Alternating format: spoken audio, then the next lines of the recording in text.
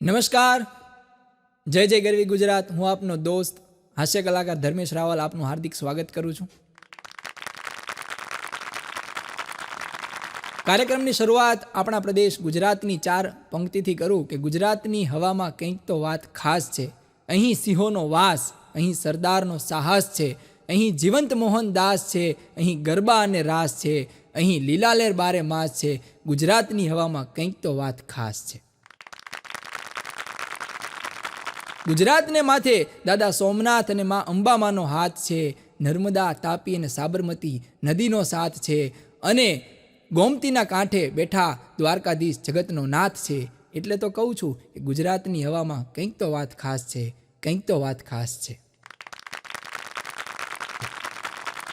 ગુજરાતી મા બાપ છે ને એના છોકરાને ક્યારેય કોઈ દિવસ ગુડ મોર્નિંગ કહેતા જ નથી હો. એને જગાડવા માટે ક્યારેય ગુડ મોર્નિંગ કહેતા જ નથી, સીધો પંખો જ બંધ કરી દે. ક્યારેય તમે જોયું, સીધો પંખો જ બંધ કરી દેશે.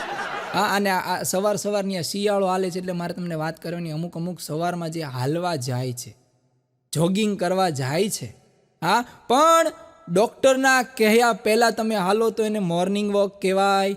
ડૉક્ટરના કહેવા પછી ચાલો તો એને વોર્નિંગ વોક કહેવાય. તમારી પત્ની જોડે ચાલો તો એને ડાર્લિંગ વોક કહેવાય. કોકની તંદુરસ્તી જોઈને ચાલો તો એને બર્નિંગ વોક કહેવાય. અને તમારી પત્ની જોડે હાલતા હાલતા પાછળ ફરીને જોવો એને ટર્નિંગ વોક કહેવાય. આ બધા વોકના પ્રકાર છે. હા, હમણાં આપણે ગુજરાત તો આપણું ગુજરાત છે. અમેરિકાથી અમેરિકાના વડાપ્રધાન હતા ને એનો આપણા ગુજરાતના મુખ્યમંત્રી ઉપર ફોન આવ્યો. આપણે સાતમ આઠમ ને જે આ બધા આપણા તહેવાર છે, ગુજરાત તો ગુજરાત છે. હમણાં દશેરાના દિવસે આપણું ગુજરાત 15 કરોડના તો ખાલી ફાફડા અને ગાંઠિયા ખાઈ ગયું. બોલો, 15 કરોડ રૂપિયાના તો ખાલી ફાફડા અને ગાંઠિયા આપણું ગુજરાત ખાઈ ગયું. એવા આપણે શોખીન છીએ. તો સાતમ આઠમના તહેવાર આપણે કોઈ તહેવારોમાં જલસા કરવાનું મૂકતા જ નથી, ખાલી આવવો જોઈએ બસ. તો અમેરિકાના જે વડાપ્રધાન હતો ને, અમેરિકાના વડાપ્રધાન, એનો આપણા ગુજરાતના મુખ્યમંત્રી ઉપર ફોન આવ્યો. એ કે તમારે આ ગુજરાતમાં સાતમ આઠમ વિશે બહુ બધું સંભળાય છે. સાતમ આઠમ એટલે શું? એટલે આપણા મંત્રી સાહેબે જવાબ આપ્યો. એ કે તમે અમેરિકાની અંદર બધા શું કરો છો? અમેરિકાની અંદર તમે બધા શું કરો? એ કે શનિ રવિ રાંધો અને સોમથી શુક્ર ખાઓ ને. તો હા, અમારે તો બધી જનતા એમ જ કરે કે શનિ રવિ રાંધે અને સોમથી શુક્ર ખાય. ત્યારે કીધું કે બસ અમારા ગુજરાતીઓ વર્ષમાં 1 દી આવું કરે. ઇટ ઇઝ કોલ્ડ સાતમ. પણ જોજો, આમ સારી વાતો જે હોય ને, સારી શાયરીઓ ને સારા ગીત ને સારામાં સારી શાયરીઓનું કલેક્શન તમને છે ને જો કોઈની પાસે મળતું હોય ને તો એ ખટારાવાળા પાસે મળે. અને સારામાં સારા ગીતનું જો કોઈ કલેક્શન તમને મળતું હોય તો રિક્ષાવાળા પાસે મળે. હા, હમણાં એક ખટારા પાછળ લખ્યું હતું કે ધીરે ધીરે ચલોગે તો 12 મિલોગે, તેજ ચલોગે તો સીધા હરિદ્વાર મિલોગે. આ ખટારા પાછળ લખ્યું હતું. ધીરે ધીરે ચલોગે તો 12 મિલેંગે, તેજ ચલોગે તો સીધા હરિદ્વાર મિલેંગે. એક રિક્ષાની પાછળ લખ્યું હતું કે જાનું હસતી હસતી આવજે, જાનું હસતી હસતી આવજે. અને આટલી વાર થઈને તો એક છકડાવાળા વાંયથી સીધું ધડીંગ કરતું પોરવી જ દીધું. એની પાછળ લખ્યું હતું જાનું આવી ખડખડાટ હસતી. હમણાં તો એક ગુજરાતી, એક મરાઠી અને એક મદ્રાસી ત્રણેય આમ પ્લેનમાં જતા હતા. પ્લેનમાં જતા ને એમાં શી ખબર અચાનક વાતાવરણ ફર્યું તો પ્લેન ક્રેશ થયું. તો આ ત્રણે ટાપુ ઉપર પડ્યા. ગુજરાતી, મરાઠી અને મદ્રાસી ત્રણે ટાપુ ઉપર પડ્યા. હવે ટાપુ હાવ એટલે હાવ આમ સુનસાર ઘેઘૂર ટાપુ હતો. હવે એ ટાપુની અંદર 3 એકલા જણા. તેણી હેલા જતા હતા ને એમાં એકને કીટલી મળી. તો કીટલી વળી મળી ને તો કીટલી ઉપર પગ લાગી ગયો ને તો કીટલીમાંથી જીન ઉત્પન્ન થયું, જીન પ્રગટ થયું. અને જીને કીધું કે ભાઈ હું વર્ષોથી આ ટાપુ ઉપર અહીંયા આમાં પડ્યો હતો, તમે બધાએ મને બહાર કાઢો, હું રાજી થઈ ગયો, હું તમને ત્રણેયને એક વરદાન આપું છું. એટલે મદ્રાસી કે ભાઈ મને આ ટાપુ ઉપર ગમતું નથી, મારે ઘરે જવું છે. એટલે જીને કીધું મબુ કાલા કાશા સુમ કર્યું ને તો મદ્રાસી ઘરે. પછી મરાઠીનો વાર આવ્યો. મરાઠી કે ભાઈ મને આ ટાપુ ઉપર ગમતું નથી, મને મારા બૈરાન છોકરાની યાદ આવે છે, મને ઘરે જવું છે. તો જીન કે મબુ કાલા કાશા સુમ. મદ્રાસી ઘરે, મરાઠી ઘરે. પછી ગુજરાતી હવે હાવ વાંઢો એકલો ઘરે, કોઈ રાહ જોવે નહીં. એને એમ થયું કે ભાઈ ઓલા બે તો ઘરે વહી ગયા, હું આ ટાપુ ઉપર એકલો કરીશ શું? એટલે ગુજરાતી એમ કીધું કે મને ઓલા બે વહી ગયા ને એના વગર એકલું લાગે, એ બેને પાછા બોલાવી લ્યો. મબુ કાલા કાશા સુમ. પછી ઓલા પોગ્યા નહોતા ને પાછા આવ્યા. ગુજરાતી વાત જવા દે. હા, હમણાં એક જણના ઘરે ચોરી થઈ. તો ચોરી થઈ ને, એક જણના ઘરે ચોરી થઈ એટલે પોલીસ સ્ટેશનમાં ફરિયાદ કરવા ગયો. પોલીસ સ્ટેશનમાં ફરિયાદ કરવા ગયો ને એટલે સાહેબે પૂછ્યું એ કે કેટલા વાગ્યા? આવડો એ કે સાહેબ મને 2 ધોકા વાગ્યા ને મારી ઘરવાળીને 3 ધોકા વાગ્યા. અરે ભાઈ સાહેબ કે કેટલા વાગે થઈ એમ કહું છું, અને એમને ધોકા નહીં ઉપાડ્યું. મને 2 વાગ્યા ને મારી ઘરવાળીને 3 વાગ્યા. હું એને એની ઘરવાળીને 3 વાગે ની એને મજા આવી. પણ આપણે બધા વાતો કરતા હોય ને કે આખી પૃથ્વી છે ને એનો હરતા કરતા છે ને ઈશ્વર છે. આખી પૃથ્વીનો હરતા કરતા ઈશ્વર છે. આ દુનિયાની અંદર જે કાંઈ થાય છે એમ કહેવાય છે કે પાંદડું તે ભગવાનની મરજી વિરુદ્ધ હલતું નથી. આખી દુનિયાનો હરતા કરતા ભગવાન છે. આ બધું ભગવાનના હાથમાં છે. તો મનુષ્યના હાથમાં શું છે? ખાલી મોબાઈલ જ. આપણા હાથમાં મોબાઈલ સિવાય બીજું કાંઈ છે નહીં. હા, અને તમે જોજો, તમે જમતા મોબાઈલ તમારા હાથમાં હોય ને તો તમને જમતા અડધી કલાક થશે. તમે જમતા હોય ને મોબાઈલ તમારા હાથમાં હોય, તમે રીલ્સ ને આ તેને બધું જોતા જમો ને અડધી કલાક તમને જમતા થશે. પણ એનો મોબાઈલ તમારી ઘરવાળીના હાથમાં હોય તો તરત હાથ ધોઈને પાણી પીને વયા જાય. એટલો તો એને બીક લાગે. હા, પણ અમુક વસ્તુ છે ને એની મજા આપણને ને દિવસે આવે. હા, તમે જોજો ઝાંઝરી, તમે શાંતિથી બેઠા હોય, સરસ મજાની પ્રકૃતિમાં બેઠા હોય અને ઝાંઝરીનો છન છન છન ઝાંઝરીનો અવાજ આવે, તમને બહુ મીઠો લાગે. દિવસે તમને ઝાંઝરીનો અવાજ આવે છન છન, બહુ મીઠો લાગે. આનો આ ઝાંઝરીનો અવાજ રાતે આવ્યો હોય તો તરત જય હનુમાન જ્ઞાન ગુણ સાગર, જય કપી સતી લોક ઉજાગર તરત થવા માંડે ને. હે, અને હું તો એમ જ કહું છું કે ગમે એટલી માઉન્ટેન ડ્યુ પીવો, ગમે એટલી માઉન્ટેન ડ્યુ પીવો, ગમે એટલી માઉન્ટેન ડ્યુ પીવો, જ્યારે બીક લાગે ને ત્યારે કષ્ટભંજન દાદો જ યાદ આવે. હો, હા, એની સિવાય બીજું કોઈ યાદ આવે જ નહીં. 2 મૂર્ખા બેંક લૂંટવા ગયા. મૂર્ખા, હાવ મૂર્ખા. 2 મૂર્ખા બેંક લૂંટવા ગયા ને તો હવે આમ તો મૂળ મૂર્ખા તો બંદૂક લેવાનું ભૂલી ગયા. એટલે સીધા મેનેજરની કેબિનમાં કરી ગયા. અને મેનેજરને કે બંદૂક લેવાનું ભૂલી ગયા છીએ. તો મેનેજર તો એનાથી મોટો મૂર્ખો. મેનેજર કે કાંઈ વાંધો નહીં, એક કામ કરો, પૈસા આજે લઈ જાઓ પણ બંદૂક કાલે બતાવી જાજો. બંદૂક કાલે બતાવી જાજો. અને દરેક પુરુષ પાસે મોબાઈલ હોય, ગાડી હોય, મકાન હોય, ઘરવાળી હોય, આ ચારેય વસ્તુ દરેક પુરુષ પાસે હોય, પણ સંતોષ ના હોય. કેમ? કારણ કે આના લેટેસ્ટ વર્ઝન એના પાડોશી પાસે જ હોય. અને દરેક પુરુષ છે ને, દરેક પુરુષ એનું એક જ સપનું હોય કે 6 અંકની અંદર એની સેલેરી હોય, 5 અંકની અંદર એનો સેવિંગ્સ હોય, 4 બંગડીવાળી ગાડી હોય, અઠવાડિયામાં 3 રજા હોય, 2 ટૂનના મુન્ના છોકરા હોય, 1 સરસ મજાની પત્ની હોય, એ પાછી મૂંગી હોય.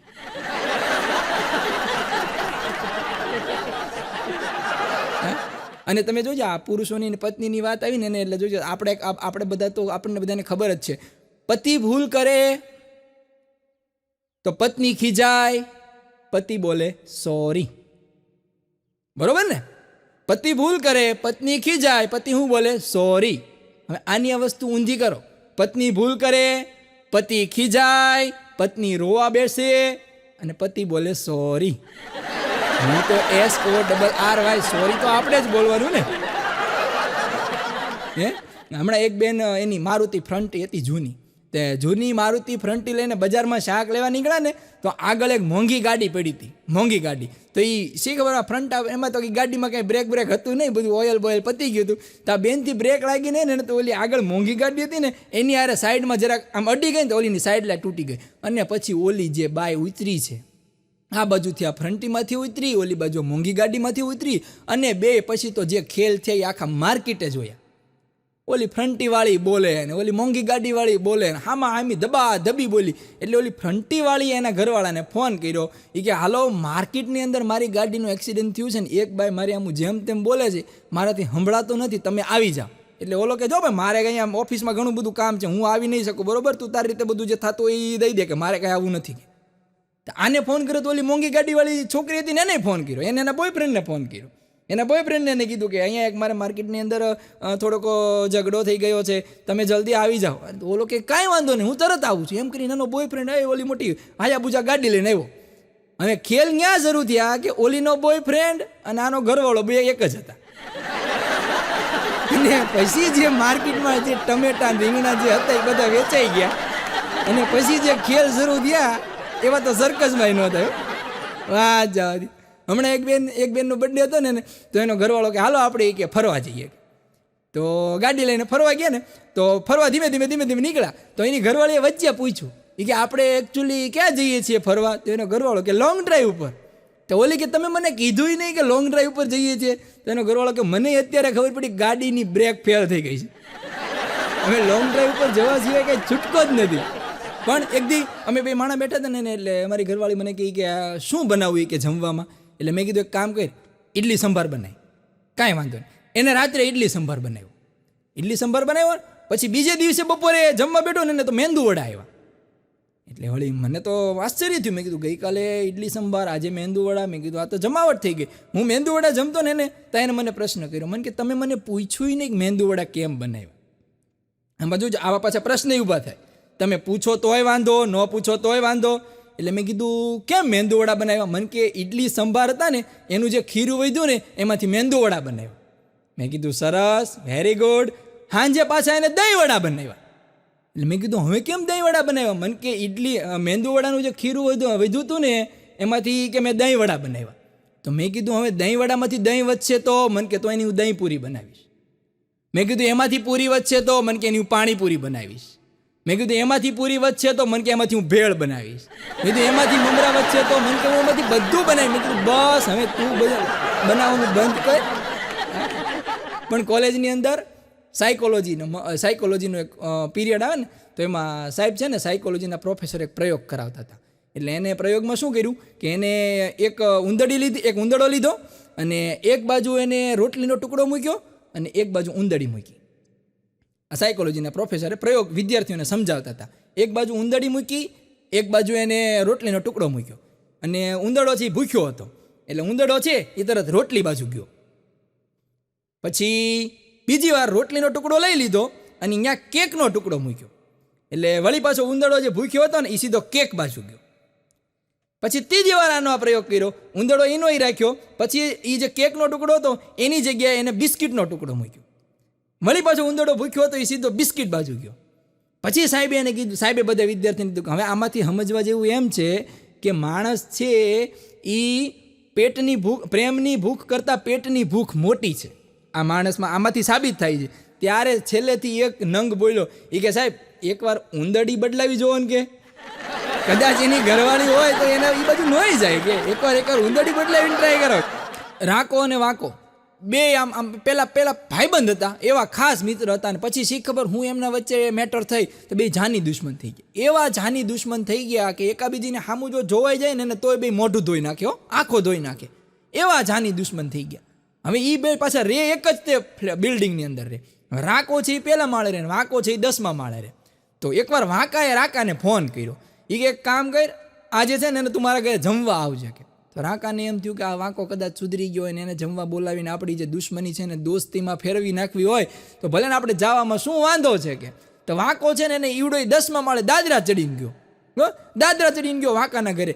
તો વાંકાના ઘરે તાળું માર્યું હતું ને ત્યાં બોર્ડમાં લખ્યું હતું એ કે કેવી લાગી મારી મજાક, હું ઘરે છું જ નહીં. હા, કેવી લાગી મારી મજાક, હું ઘરે છું જ નહીં. તો ઓલો રાકો રહ્યો ને એને બોર્ડ ભૂંસી નાખ્યું અને બોર્ડમાં રાકાએ લખ્યું કે તને કેવી લાગી મારી મજાક, હું તો અહીંયા આવ્યો જ નથી.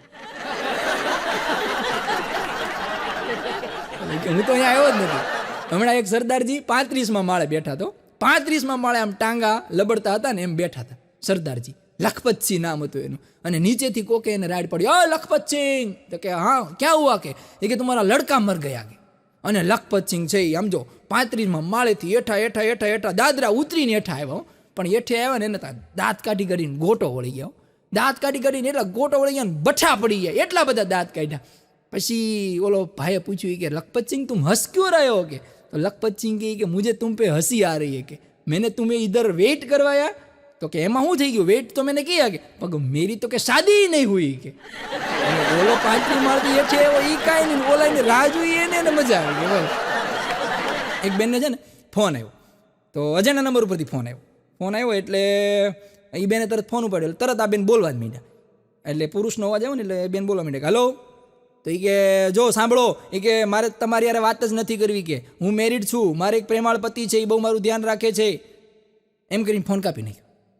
તો વળી પાછો એના નંબર ઉપરથી ફોન આવ્યો, એટલે વળી પાછા બેન એની કેસેટ શરૂ કરી દીધી કે હું મેરિડ છું, મારે એક પ્રેમાળ અને હેન્ડસમ પતિ છે, મારે જો તમે મને ફોન કરશો તો હું પોલીસને ફોન કરી. ત્યારે ઓલા ભાઈ બોલ્યા, બેન હું પોલીસ જ બોલું છું, અને તમે જે હેન્ડસમ અને પ્રેમાળ પતિની વાત કરો છો ને એ અહીંયા મારી આગળ બેઠો છે, એક છોકરીની છેડતીમાં પકડાઈ ગયો છે, જામીનની વ્યવસ્થા કરો બેન, તમે જામીનની ગોઠવણી કરો, બાકી તમારે ધ્યાન રાખે કે ન રાખે, બાકી અહીંયા નકર અમે એનું ધ્યાન પૂરું રાખશું. હવે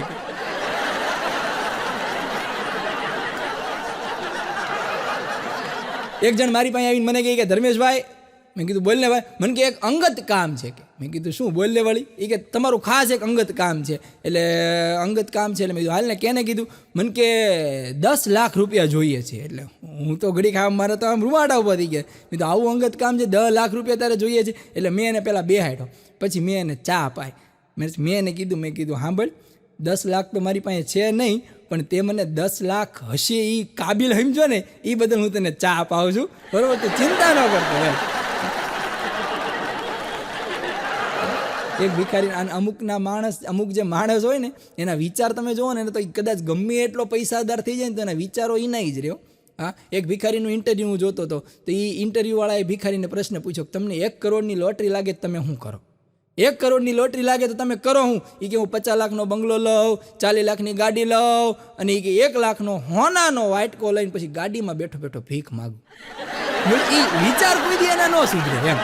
હા, એક જણને હમણાં 20 લાખની લોટરી લાગ્યો, 20 લાખની લોટરી લાગી. એટલે એ લોટરીનું જે ટિકિટ હતી ને એ ટિકિટ લઈને સીધો ઓફિસે ગયો, એટલે ઓલા નંબર મેચ કર્યો કે બરાબર છે, કે તમને 20 લાખની લોટરી લાગી છે, પણ લોટરી લાગી એ પ્રમાણે નિયમ છે કે અમે તમને અત્યારે 1 લાખ રૂપિયા આપશું અને પછી દર મહિને લાખ રૂપિયા આપશું. થોડો ગરમ થઈ ગયો.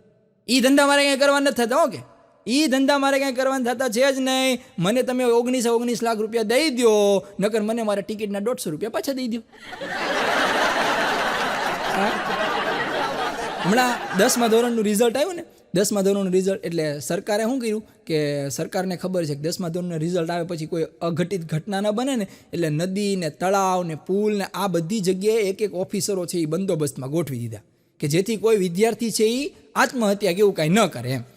તો એને બધા ગોઠવી દીધા, અને એમાં એક છોકરો છે ઈવડોઈ આવ્યો, છોકરો આવ્યો, તો ત્યાં એક ઓફિસર ઊભા હતા. હવે એ છોકરો છે પ્રેમી હતો, એટલે એની પ્રેમિકાએ ના પાડી દીધી, આનું દિલ તૂટી ગયું હતું. એટલે આવડો આત્મહત્યા કરવા જતો, એટલે ઓફિસર કે ઓય ઊભો રહે, કે હું થયું, કે 10મું ભણે છો? તો કે ના 10મું નથી ભણતો. કે જો 10મું ભણતો હતો, કદાચ નાપાસ થયો તો 6 મહિના પછી પરીક્ષા દઈને પાસ થઈ જાય, એમાં આત્મહત્યા ન કરાય. એ કે સાહેબ હું 10મું નથી ભણતો, હું નાપાસ નથી થયો, મારી પ્રેમિકાએ મને ના પાડી દીધી લગ્ન કરવાની, એટલે મારે આત્મહત્યા કરવી છે. તો ઓલા સાહેબ બેઠા બેઠા વિચારે કે એ વાત સાચી, આપણે તો કે 10માવાળા વિદ્યાર્થીને આત્મહત્યા કરતા રોકવાની ના વાત થયેલી છે, આ તો પ્રેમી છે, આ તો ભંગાયેલો છે, તમ તારે માર ધુબાકો, તમ તારે માતાજીનું નામ લઈને દે ધબાકા. મારો ભાઈબંધ છે તેજો, મેં વાત કરી ને તેજાની જિંદગી, તે આમ ખરેખર એની તેજાની જિંદગી જોવા જેવી છે. તો તેજાની એક પ્રેમિકા હતી, તેજાની પ્રેમિકાને તેજો વાત કરતો હતો, એટલે એ બે અંદર વાત કરતા હતા. એટલે તેજો કહેતો એની પ્રેમિકાને, એ કે હે જાનો, એ કે તું દરેક વખતે મારી જોડી હતી નહીં, એ કે જ્યારે મારા પેટમાં કિડનીમાં પથરી હતી ત્યારે તું મારી ભેગી હતી, 5મા સેમેસ્ટરમાં હું 3 વાર ફેલ થયો ત્યારે તું મારા ભેગી હતી, મારા બાપાએ મને ઘરની બહાર કાઢી મૂક્યો ત્યારે તું મારા ભેગી હતી, મારું ગમખમાર એક્સિડન્ટ થયું અને હું માંડ બચ્યો ત્યારે તું મારી ભેગી હતી. ત્યારે એ છોકરી બોલી કે હા તેજા, હું તને બહુ પ્રેમ કરું છું ને એટલા હું તારી ભેગી હતી. તેજો કે તું પ્રેમને મૂક સાઈડમાં, મને લાગે તું જ પનોતી છો, કે તું મોટી પનોતી, તું આવ્યું તેથી જ આ બધું થયું, બાકી તો હું બ્રાહ્મણી ટેસડા કરતો હતો. કે હા, અમારા ભાલા કાકા છે ને, ભાલા કાકાને એક દીકરી છે, એટલે ભાલા કાકાને ભાલા કાકા બે ભેગા થઈ ગયા. એટલે મેં ભાલા કાકાને પૂછ્યું, મેં કીધું ભાલા કાકા મેં કીધું ઢીંગલી સોનું હાટું આપણે એક છોકરો જોવા જવાનું હતું, સુરત તમે ગયા કે ન ગયા? એ કે ધર્મેશભાઈ અમે છોકરો જોવા તો સુરત ગયા હતા, પણ એ મેળ ન પડ્યો. મેં કીધું કેમ, શું થયું? એ કે એમ આવું થયું ને, અમે ટ્રેનમાં ગયા ને, બરાબર, તો છોકરો અમને એક્ટિવા લઈને ગયા રેલવે સ્ટેશન ઉપર લેવા આવ્યો, બરાબર. મેં કીધું બરાબર, પછી ઈ અમને એક્ટિવા ઉપર જે લઈ ગયો અને એ જે સુરતનું ટ્રાફિક જોઈને જે ભાષા બોલ્યો છે ને, અમે ઘરે ન પહોંચીએ ત્યાંથી ના પાડતી હતી. એ જે એની ભાષા હતી, એ જે બોલ્યો છે. 4-5 ભક્તો છે ને એક આશ્રમની અંદર બેઠા હતા. 4-5 ભક્તો બેઠા હતા. અમે એમાં એક જણો હાવ હતો, એ ઉદાસ હતો. એટલે બાપુએ કીધું કે બચ્ચા ક્યું ઉદાસ હો, ક્યાં કુછ તકલીફ હે? તો એવડું કે બાપુ વરસાદ નથી, પાક હુકાઈ જાય છે, બહુ મુશ્કેલી છે, શું કરવું કે? તો કે અચ્છા ऐसा है, इतनी सी बात, तुम घर पे जाओ, कल सुबह तुम्हारे खेत में पानी ही पानी होगा. તો બીજા 3-4 બેઠા હતા ને એને એમ થયું કે ભાઈ આના એકના ખેતરમાં માની લો કે બાપુ કંઈક ચમત્કાર કરે ને વરસાદ આવે તો આના એકના ખેતરમાં થોડો આવવાનો છે, આપણા બધાના ખેતરમાં આવવાનો છે. વરસાદ તો આપણા બધાના ખેતરમાં આવશે અને એકના ખેતરમાં તો આવશે નહીં. એમ કરીને આ બધા ગયા ચાલો ભાઈ આપણે ખેતરમાં સવારે પાણી હશે. પણ ઓલાએ સવારમાં જઈને જોયું ને તો પાણી ખરું, પણ આને એકના ખેતરમાં. અને આવડો આ તો બાપુને આવીને પગે પડી ગયું. ઓલા 3-4 જણા આવીને પગે પડી ગયા, બાપુ હમારા બી પાક સૂકતા હે કે હમકો બી પાણી ચાહીએ. તો બાપુ હજી કાંઈ બોલે ને એ પેલા ચેલાએ બાપુનો હાથ પકડી લીધો. એ બાપુ જે બોલવું એ બોલજો, પણ હું આખી રાત ડંકી હું નહીં શીશું કે આ ટાઈટનો હું મરી ગયો કે આખી રાત ડંકી વેવીને કે. એક જણો હમણાં દર્દી ડૉક્ટર પાસે ગયો. ડૉક્ટરને જઈને કહે કે સાહેબ મને કાંઈ સંભળાતું નથી કે. એ કે એમાંય મારી ઘરવાળી બોલે ને એ તો મને કાંઈ સંભળાતું જ નથી. તો ડૉક્ટર કે આને એ કે બીમારી ન કહેવાય, અને હરખાઈ કહેવાય ભાઈ. કે અમે તો પ્રાર્થના કરવી છે કે આવી બીમારી અમને થાય, આને હરખાઈ કહેવાય. એક જણો હમણાં અમારી બાજુમાં નવો રહેવા આવ્યો ને તો એ બે મકાન માલિક વાતો કરતા હતા. એ કે બે ભાડું હતા ને આવડા બે વાતો કરતા હતા. એ કે તમારે કોઈ દીકરો છે? તો કે હા દીકરો છે ને. છે હા સરસ. એ કે દીકરો છે. એ કે હું બીડી પીવે છે, સિગરેટ પીવે છે, તમાકુ ખાય છે, એવું કાંઈ ખાય છે? તો કે ના બીડી તમાકુ સિગરેટ કાંઈ એટલે કાંઈ ખાતો નથી. કે વાહ કેવા પુણ્યશાળી તમે, કેવા પુણ્ય કર્યા છે કે તમારો દીકરો કોઈ પણ પ્રકારનું વ્યસન નથી કરતો. કેવડોક છે તમારો દીકરો? તો કે 3 મહિનાનો. 3 મહિનાનો થોડો વ્યસન કર્યો. હમણાં ચૂંટણી ગઈ ને તો એક નેતાને વળી ખબર નહોતી ને એને ટિકિટ મળી ગઈ. હા સીધી એને ટિકિટ મળી ગઈ. તો ઓલા ઇન્ટરવ્યૂવાળા આવ્યા ને એ પૂછવા માંડ્યા નેતાને તમને ટિકિટ મળ્યું, તમને કેવું લાગ્યું? તો નેતાએ બધું ઇન્ટરવ્યૂમાં જવાબ દીધો કે ભાઈ મને તો બહુ આનંદ છે, હું આમ વિકાસ કરીશ ને તમે જો હવે આપણા ગામનો જમાનો આવશે. પછી એક ઇન્ટરવ્યૂવાળાએ પ્રશ્ન પૂછ્યો કે તમે આ ચૂંટણી જીતવા માટે કયા યંત્રનો ઉપયોગ કરશો? તો નેતા કે ષડયંત્ર. હા પણ ચૂંટણી આવે ને એટલે આપણને ચૂંટણીની અંદર સૌથી પહેલું ચૂંટણી આવે ને આપણને ભજીયા યાદ આવે. એ ગામની અંદર જે આમ ચૂંટણી આવે ને એ જે માહોલ જામે ને એમાંય જે ભજીયાની લહલહાટી બોલતી હોય મનોજભાઈ, આ અમુક તો ભજીયા ખાય બીજાના અને દાબે બીજામાં. હો આ જમાવટ કરે. અહીંયા ભજીયા ખાય તો કે તમને જ દેવાનો મત છે, અહીંયા ભજીયા ખાય તો કે તમારી સિવાય કોઈ હોતું હશે. મોલ ડબલ ડાકલી બે બાજુ વગાડે એમ. પણ એક ગામની અંદર 4 પાર્ટી, ચારે પાર્ટીની કાર્યાલય અહીંયા હતી. તો એમાં પહેલી પાર્ટીએ થોડીક ફાઇનાન્શિયલ તકલીફ હશે ને તો એને ખાલી ભજીયાનું જ આયોજન કર્યું, ભજીયા ખવડાવવાના. પછી ચટણીનું ફાઇનાન્શિયલ આયોજન નહોતું. બીજી પાર્ટી પાસે એટલી બધી તકલીફ હતી કે એને ખાલી ચટણી જ રાખી. પહેલી એ ભજીયા રાખ્યા, બીજી એ ચટણી રાખી, ત્રીજી પાર્ટીમાં તો કાંઈ નહીં, એને ખાલી પાણી જ રાખ્યું. બોલો ખાલી પાણી. એટલે હવે ભજીયાવાળા એમ કે અમે તમને ભજીયા ખવડાવે, મત અમને આપજો. ચટણીવાળા એમ કે ભાઈ ભજીયા છે, ચટણી છે એ મહત્વની છે, ભજીયા વગર એનું કાંઈ ન થાય. તો કે અમને મત આપજો. તો ત્રીજા કે ભાઈ જો ભજીયા તમે ખાધા, ચટણી ખાધી, તીખું લાગ્યું ત્યારે પાણી અમે આપ્યું, મત અમને આપજો. હવે રિઝલ્ટ આવ્યું ને ત્યારે ચોથી પાર્ટી જીતી ગઈ. એ ચોથી પાર્ટી કહે કે જેને આંગળી સીંધી હતી. અહીંયા ભજીયા લેવાના, એની ચટણી લેવાની, અહીંયા પાણી પીવાનું. પણ એક મંત્રી નવા એનું ખાતું એને ફરી ગયું. પહેલાં એ પેટ્રોલિયમ મંત્રી હતા અને ત્યાંથી પછી વડે સીધા આરોગ્ય મંત્રી બન્યા. એટલે આરોગ્ય મંત્રી બને એટલે અચાનક જ એને સરપ્રાઇઝ વિઝિટ લીધી હોસ્પિટલની અંદર. સરપ્રાઇઝ વિઝિટ લીધી ને એટલે એક જણો છે એ ઓક્સિજન ઉપર હતો અને એની બાજુમાં બીજો છે એ સાદી રીતે સૂતો હતો. એટલે મંત્રીએ આવીને પૂછ્યું કે આ ભાઈ કેમ સીએનજી ઉપર છે? મોલા પેટ્રોલિયમ મંત્રી ને મગજમાં હજી એ જ ઠૂસેલું હોય. એ કે આ ભાઈ કેમ સીએનજી ઉપર છે, આ ભાઈ કેમ સીએનજી ઉપર નથી? ડૉક્ટર કે સાહેબ એ સીએનજી ઉપર છે ને આવડો પેટ્રોલ ઉપર છે. ત્યારે માન સમજો. હા એક નેતાજી હમણાં પુલ ઉપરથી પડી ગયા. નેતાજી પુલની વિઝિટ કરવા ગયા ને તો પુલ ઉપરથી પડી ગયા. પુલ ઉપરથી પડી ગયા એટલે હાહાકાર થઈ ગયો આખા શહેરની અંદર કે નેતાજી પડી ગયા. એક જુવાન છે, 21 વર્ષનો જુવાન છે ને, નદીમાં કૂદ્યો. નદીમાં કૂદીને નેતાજીને બચાવી લીધા. નેતાજીને આર પાર લાવ્યો. પછી નેતાજી રાજી બહુ થયા. એને યુવાનનો આભાર માન્યો અને યુવાનને કીધું કે તારે જે કાંઈ ભવિષ્યમાં તકલીફ પડે ને મને કહેજે, હું તારા માટે બેઠો છું. તે મને કેમ બચાવ્યો, તારો ખૂબ ખૂબ આભાર. ત્યારે યુવાને ખાલી હળવેકથી કીધું કે સાહેબ સામે બોર્ડ વાંચો, હું લખ્યું છે. બોર્ડમાં લખ્યું હતું કે નદીને ગંદા કચરાથી બચાવો.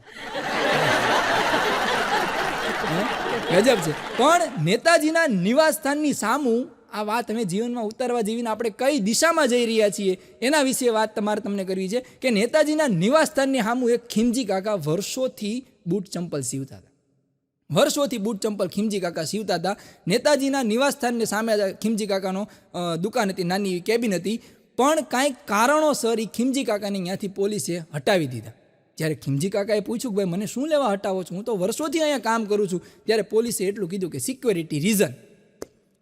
સિક્યોરિટી રીઝન આટલો શબ્દ કહીને ખીમજી કાકાને અહીંયાથી હટાવી દીધા. પોતાના પરિવારનું જીવન નિર્વાહ ન કરી શકવાને કારણે ખીમજી કાકાને પછી કંઈ આખા શહેરમાં જગ્યા ન મળી. પોતાના જીવનનું નિર્વાહ ન કરી શક્યા. ખીમજી કાકાએ આખા પરિવાર સાથે આત્મહત્યા કરી લીધી. ખીમજી કાકાની મુઠ્ઠીમાં એક ચબરખી હતી. એ ચબરખીમાં માત્ર ભાંગલા તૂટલા અક્ષરે લખ્યું હતું સિક્યોરિટી રીઝન. આય હાય હાય, આપણે ક્યાં જઈ રહ્યા છીએ?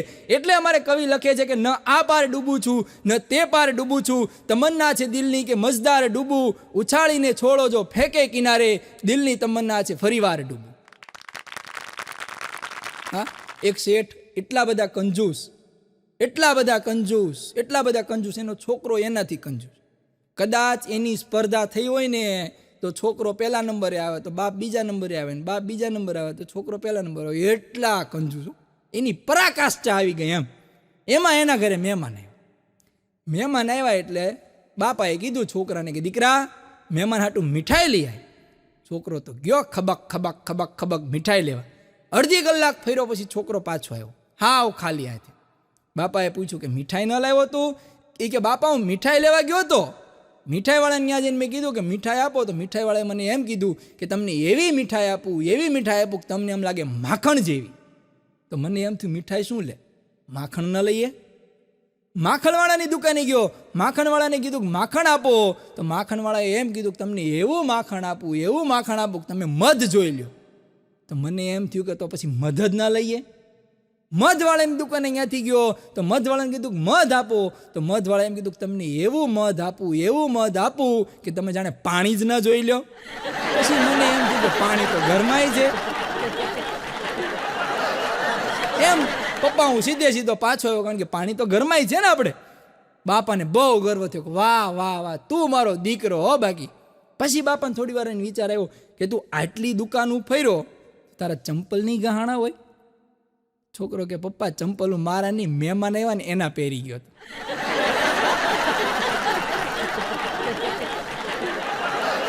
હમણાં એક ઓફિસર છે, એને એક આવડો મોટો એક ડબ્બો લીધો.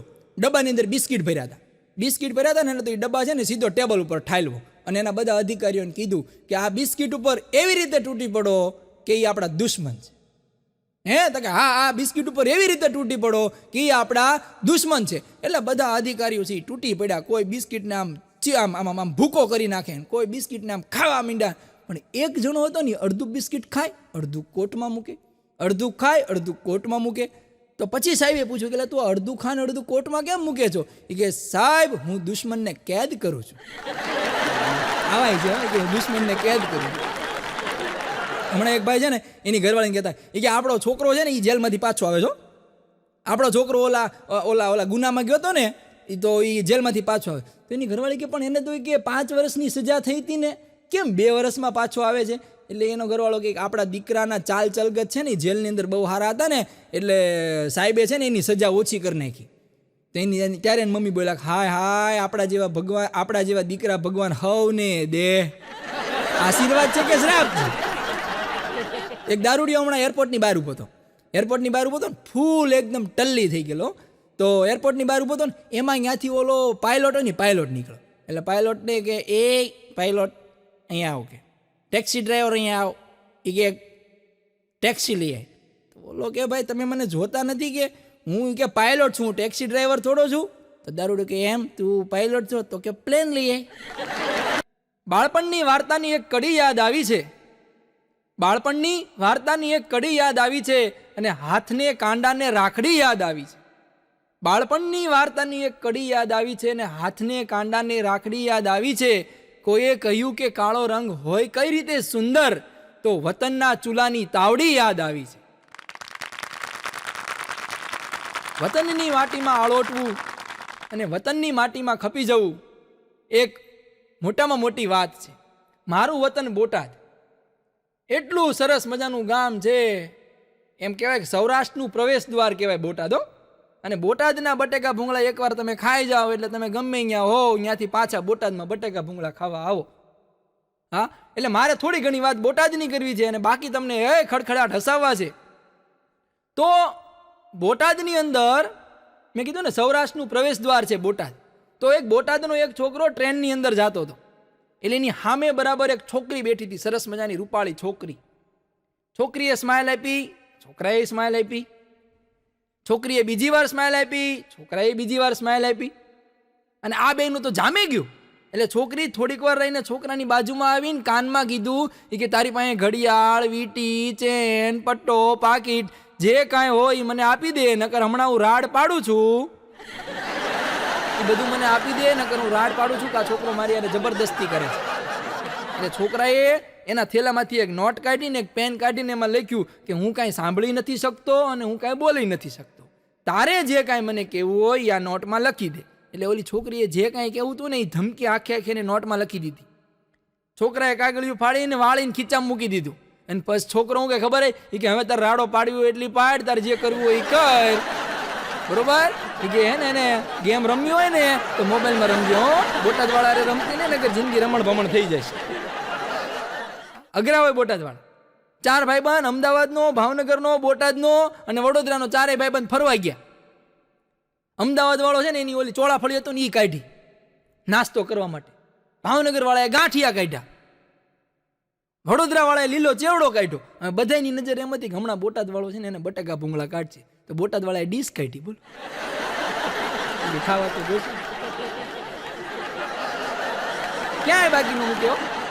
એટલે મારી 2 પંક્તિમાં વાત કરું કે બોટાદ મારું ગામ છે જેની ચારેકોર યાત્રા ધામ છે.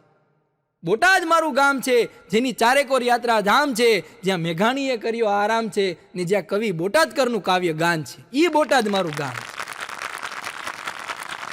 બોટાદ એટલે બોટાદ છે. હા, પણ મારા હમણાં નવા નવા લગ્ન થયા ને તો સૌથી પહેલા મારી ઘરવાળીએ પેંડા બનાવ્યા. ઈ પાસે યુટ્યુબમાં જ જોઈને, યુટ્યુબમાંથી જોઈને પેંડા બનાવ્યા. અમે બહુ માથાકૂટ કરી, પણ પેંડા બન્યા નહીં. ઓલી ઓલી એની પકડ જ ન આવે પેંડાની. પછી મેં કીધું મૂકીને ધડીકા કીધું આપણે પેંડા, મેં કીધું ખાવા નથી પીવા છે. તો અમે બધા રકાબીમાં પેંડા પીધા. પછી ચમચી લઈ લે બોલો. પછી મગજમાં છાપ એવી પડી ગઈ ને, હું ગમે ત્યારે એમ કહું ને કે પેંડા બનાય તો આખું ઘર રકાબીને ચમચી લઈને જ બેસી જાય. એને એમ કે પેંડા એટલે પીવાના. અઘરું હોય. અમે બે માણા બહાર ફરવા જવું હતું ને તો મારી ઘરવાળી મને કે સરસ મજાની તૈયાર થઈ ગઈ. અત્યારે તમને બધું ખબર છે ને, હરખા મેચિંગ કપડાં પહેરવાના ને એવું બધું ઘણું બધું હાલ્યું છે. એ અમારામાં હાલ્યું છે.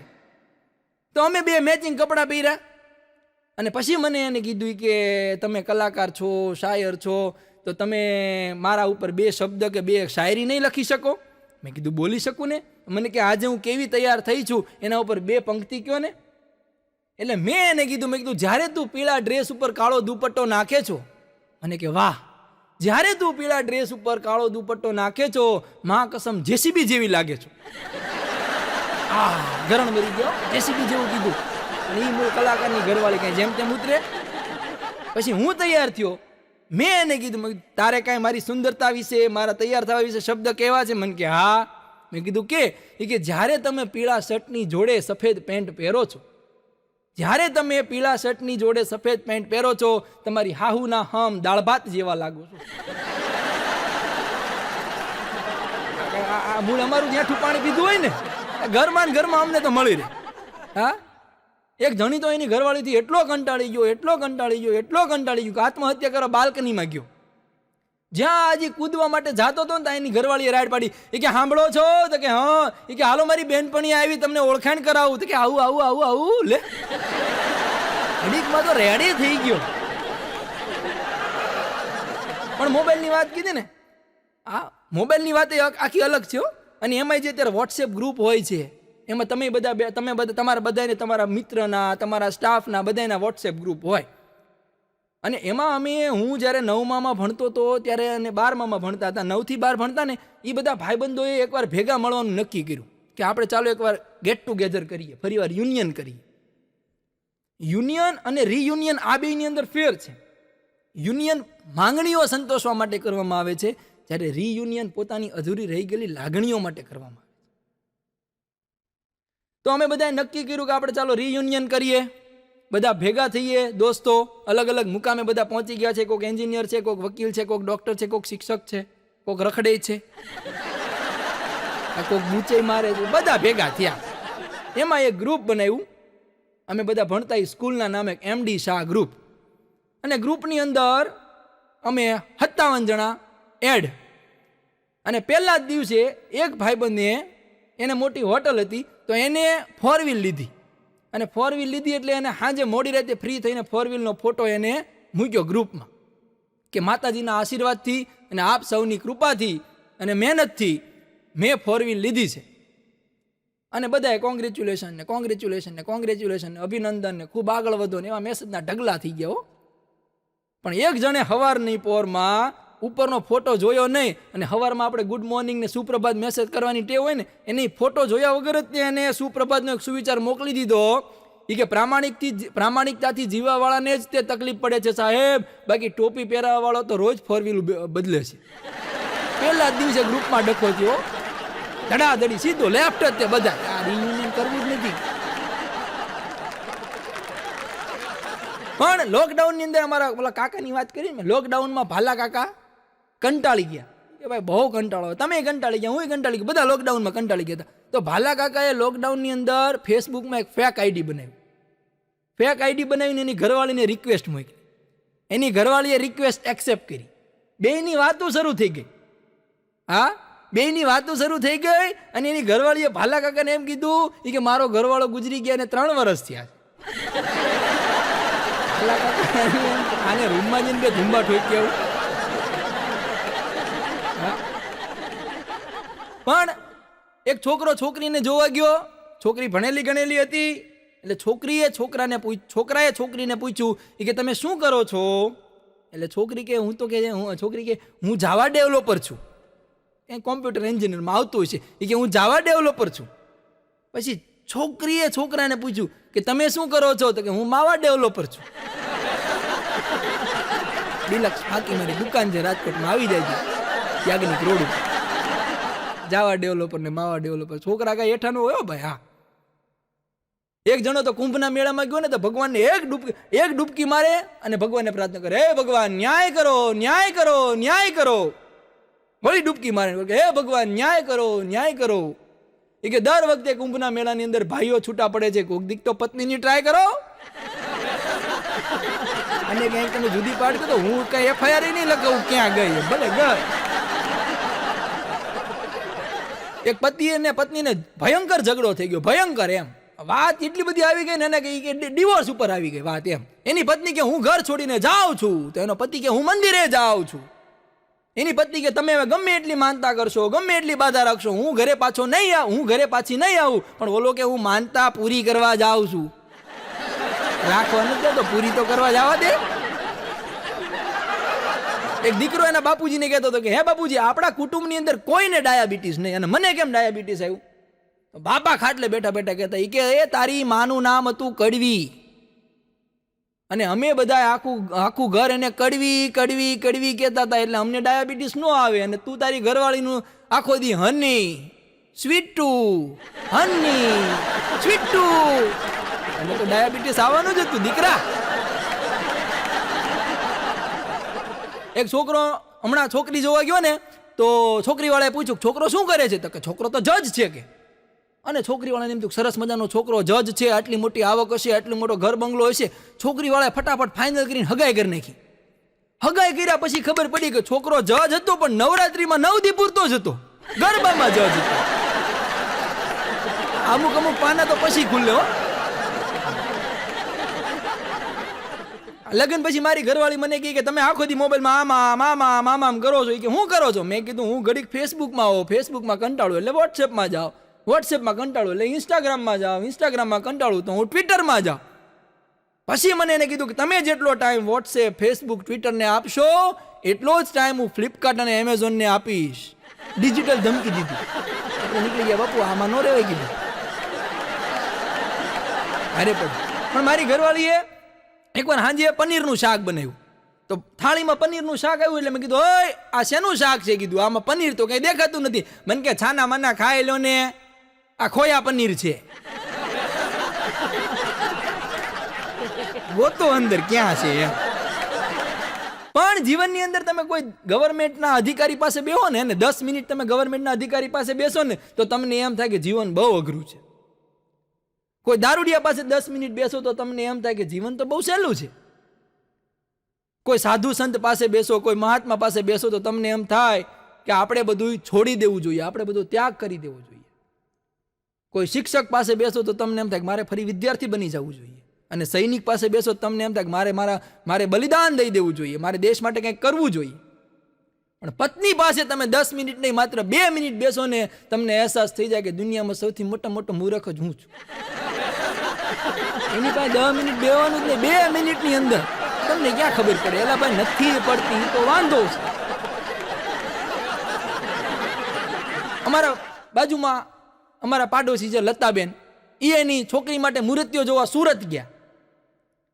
એટલે સુરત ગયા ને 2 દી પછી પાછા આવ્યા. મેં કીધું લતાબેન તમે તમારી દીકરી માટે મૂર્તિઓ જોવા સુરત ગયા હતા, કેમ થયું? કાંઈ નક્કી કર્યું કે નહીં? મને કે ના રે ના ધર્મેશભાઈ કાંઈ નક્કી કર્યું નથી. મેં કીધું શું કાંઈ તકલીફ પડી? મને કે એમાં એવું થયું ને કે મૂર્તિઓ અમને રેલવે સ્ટેશન એક્ટિવા લઈને લેવા આવ્યો. એટલે અમને લેવા આવ્યો એટલે સુરતના ટ્રાફિકની અંદર ને સુરતના રસ્તાની અંદર અમને એ ઘરે લઈ ગયો અને રસ્તામાં જે એને સુરતી બહાટી બોલાવીને ત્યાં ફાઇનલ કરી નાખ્યું કે આ મેલ નહીં આવે. ભાષા તો ભાષા છે. પણ એક જગ્યાએ છાપામાં જાહેરાત આવી, વેચવાની છે, માત્ર 100 રૂપિયામાં મર્સિડીઝ કાર વેચવાની છે. લોકો ગાંડા થઈ ગયા.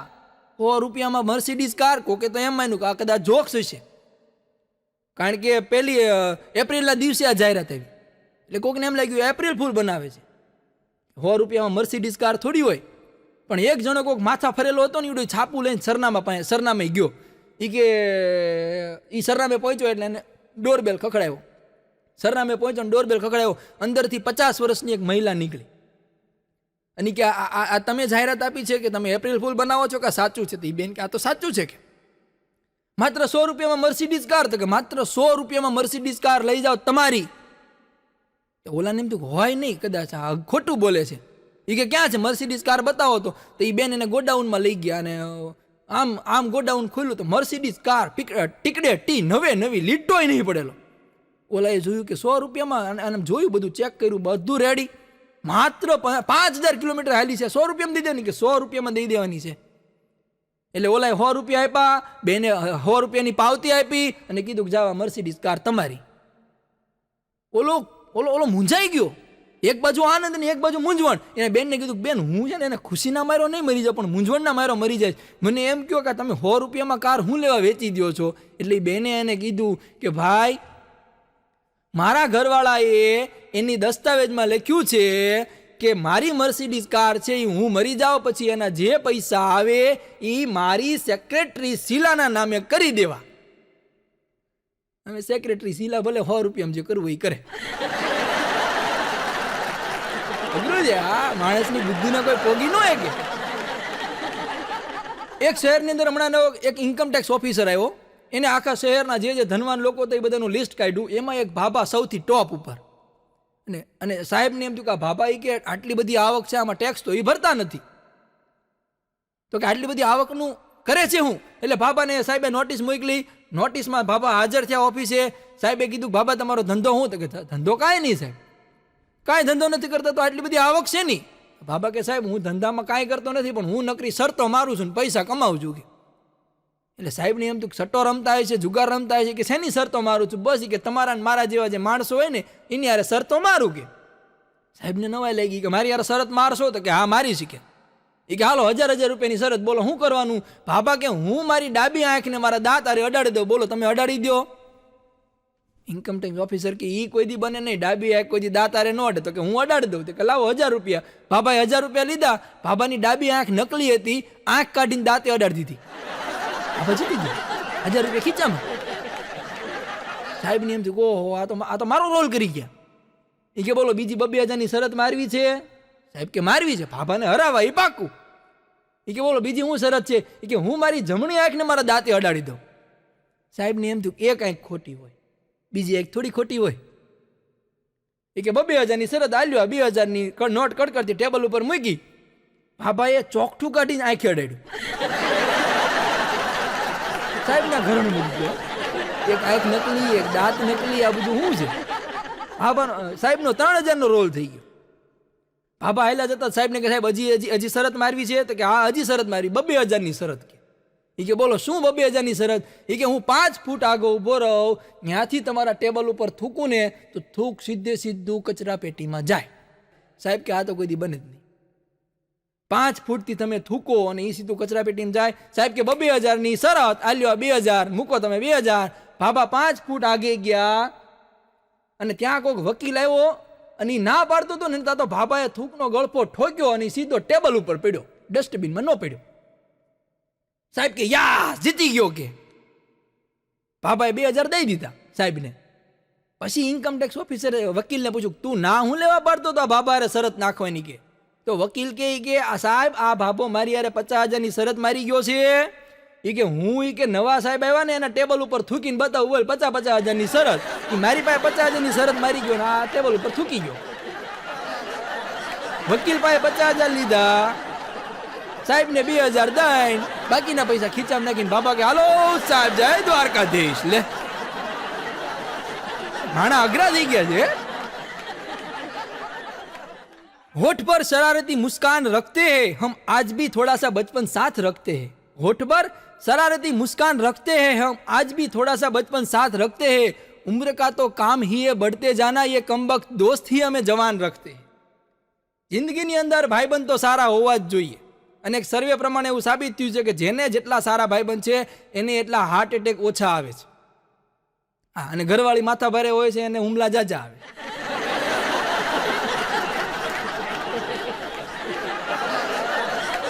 એક વાંદરો જંગલની અંદર આત્મહત્યા કરવા નીકળ્યો. આત્મહત્યા કરવા, કારણ કે ભાઈબંધ જ નહીં, હાવ એકલો કંટાળીને ઉદાસ થઈને આત્મહત્યા કરવા નીકળ્યો. પણ આત્મહત્યા કરવી કેમ? સિંહ હૂતો હતો ને એને એનો કાન ખેંચ્યો. સિંહ જાગી ગયો, ત્રાડ નાખી કે કોણ છે એને મોતને બોલાવ્યું છે. વાંદરો કે એ રાજા હું છું, મારે મરી જવું છે, એક થાપો મારો મને મારી નાખો. રાજા કે પણ કે તારે મરવું છે શું લેવા?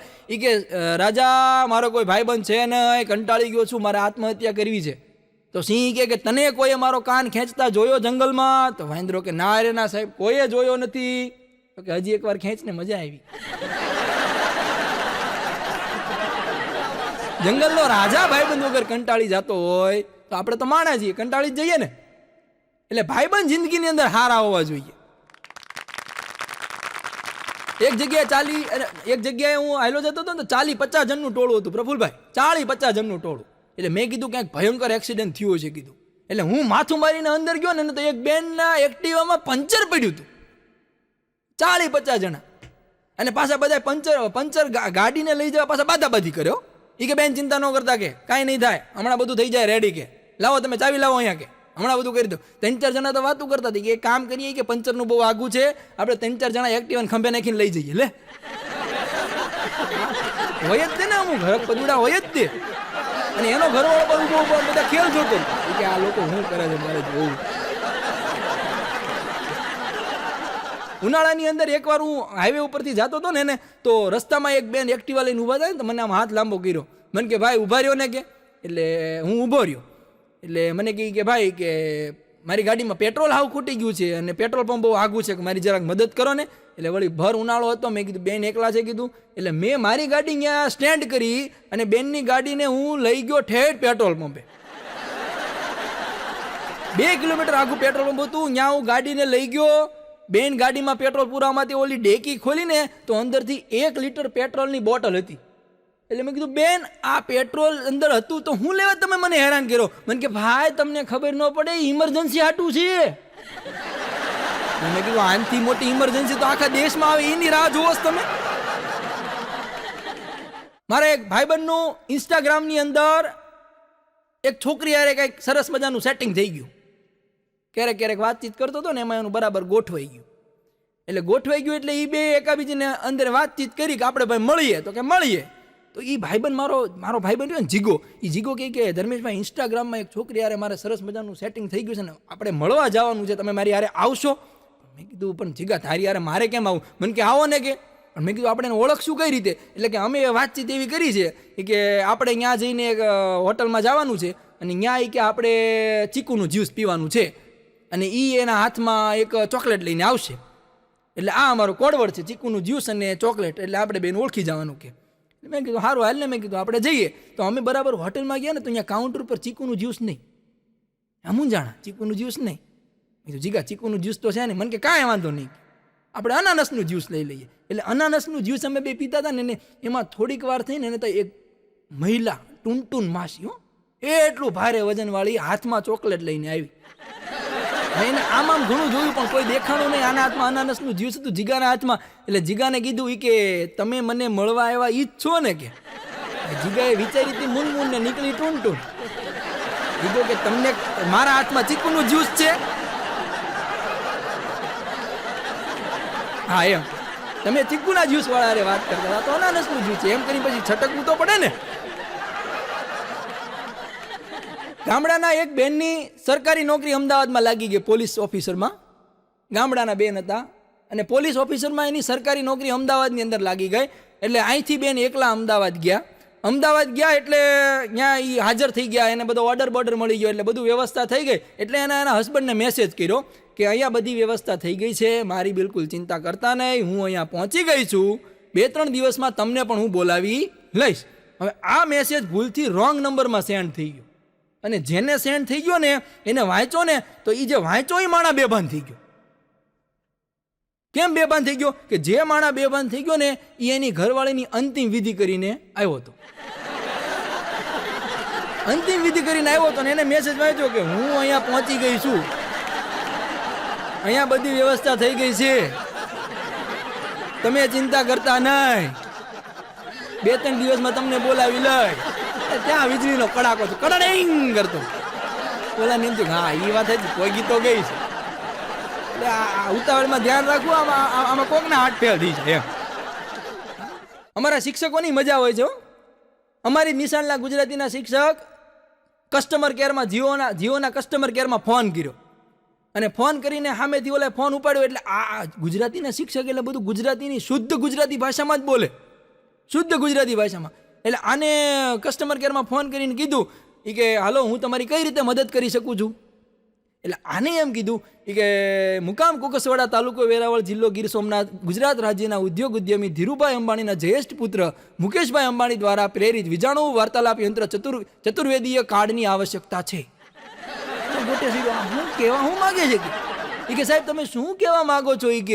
કે મુકામ કુકસવાડા તાલુકો વેરાવળ જિલ્લો ગીર સોમનાથ ગુજરાત રાજ્યના ઉદ્યોગ ઉદ્યમી ધીરુભાઈ અંબાણીના જ્યેષ્ઠ પુત્ર મુકેશભાઈ અંબાણી પ્રેરિત વિજાણુ વાર્તાલાપ પ્રમાણભા ચતુર્વેદીય પત્રિકાની જરૂર છે. કે સાહેબ કેવા હું માંગુ કે જીઓનું સિમ કાર્ડ જોઈશ.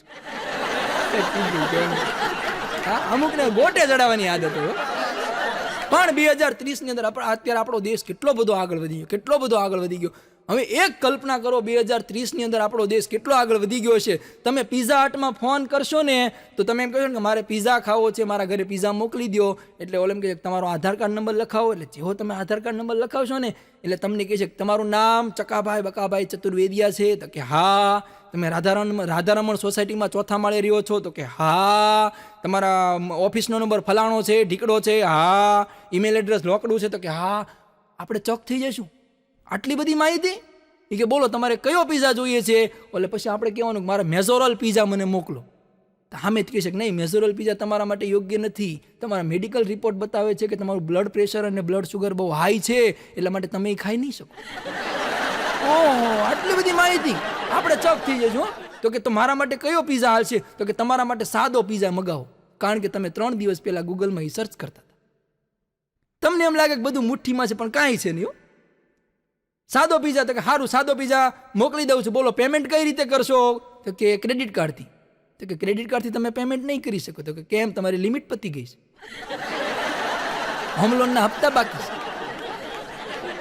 તો કે એક કામ કરો, હું ડેબિટ કાર્ડથી એટીએમ માંથી ઉપાડીને રોકડા દીધી. તો કે એવું નહીં થઈ શકે. કે કેમ? કે તમારા ખાતામાં મૂળ 11 રૂપિયા પડ્યા.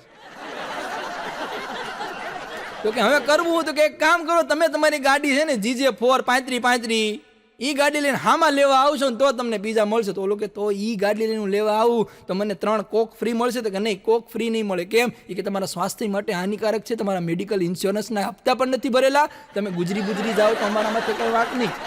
ઓલો કે પણ તને કહેવાય કે સભ્યતા રાખજો, અપશબ્દ નહીં બોલતા. 12મી નવેમ્બર 2019 ના રોજ પોલીસ જોડે અભદ્ર ભાષા કરવામાં તમારા ઉપર 1000 રૂપિયાનો દંડ થયેલો છે.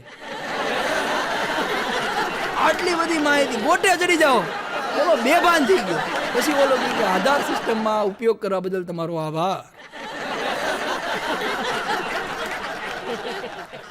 આપ સૌએ મને શાંતિથી સાંભળો અને માણો એ બદલ હું ધર્મેશ રાવલ આપ સૌનો ખૂબ આભારી છું.